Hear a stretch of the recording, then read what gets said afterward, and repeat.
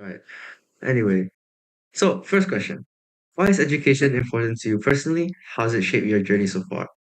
Well, for me, education, I think it's obviously important to everyone. It's not only taught me many useful things about how the world works, but also the tiny details about how beautiful life can be. What I mean to that is that there's more than one type of education. There's that academic education that is generally what we associate education with.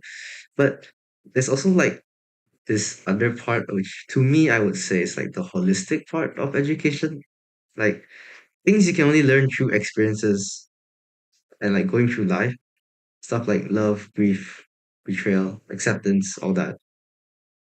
And how has it shaped me? Well, I'm still learning along the way, and I think so far it has better helped me understand what I want to do with my life and how I'm going to do it. And that's about it. So, what made me choose Swinburne University, and how did the admission process go for me? Well, the first reason was because my cousin went there as well. Not like for me, not for engineering, but I think she went for humanities. I'm not really sure. I gotta re-ask. She said it was a good place, and I researched the engineering course, and I think it's pretty good. I think it's like number 59 in like the world for engineering, so I think that's pretty good. And of course, there's that free education thing that everyone's been talking about, which I think it's a pretty good deal. It's also the campus is also in Kuching, so that is really convenient for my parents, and it allows me to stay with them for a bit longer. And I haven't really enlisted into the school yet because I'm still waiting for my trial results, so we'll see how that works. I pray for the best. Next, do you feel Sarawak students face different challenges compared to the students from other parts of Malaysia when it comes to university admissions? To me, not really. Maybe some of the universities favors foreigners rather than locals, and they'll be more inclined to enroll them. But what do you think? What do you know about the fair tertiary education system, the FTES, introduced in Sarawak?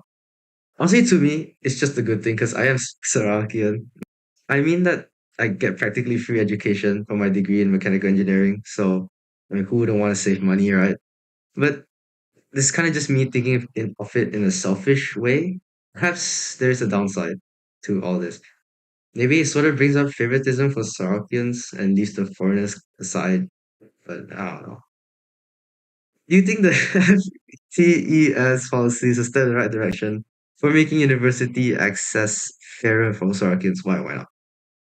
Well, to me, I guess it kind of is because it allows for all Sarakians to get access to education, no matter their financial condition.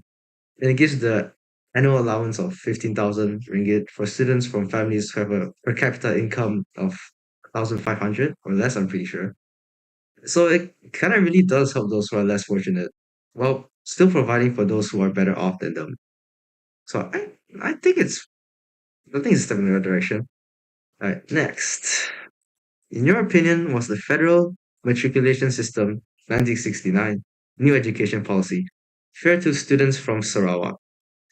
Well, my answer, I kind of would say no, because most of the matriculation colleges were made in the Peninsular Malaysia. So it will be harder for those people from Sarawak to like kind of have the ability or willingness to move there for to access that. The matriculation was also mainly in Malay, which could be a disadvantageous for other Sarawakian students who don't really know Malay or don't fully understand it and are well more versed in like local languages.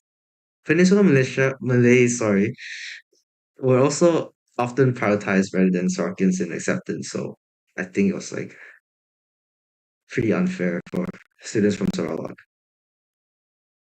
Next, how would you compare the FTES policy to the matriculation system in terms of fairness and equal opportunity? I mean, the FTS are also heavily supporting more of the locals rather than foreigners. So maybe in some terms they aren't so different from each other. They still support that, you know. So next, do you think FTES will help reduce the gap for students from rural areas or underrepresented backgrounds? I mean, the straightforward answer is yes. It will help reduce the gap for those students, but there the kind of thing is education prior to these universities isn't free. and so are the foundations. They aren't free. You still have to pay for them. It's only the I think bachelor degrees that the government pays for, and foundations isn't under that.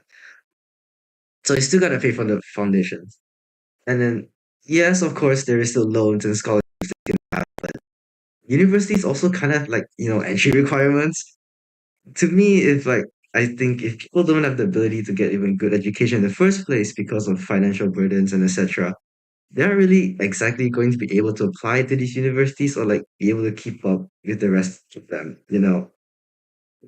So that they might drop out. So isn't it kind of like a waste of money?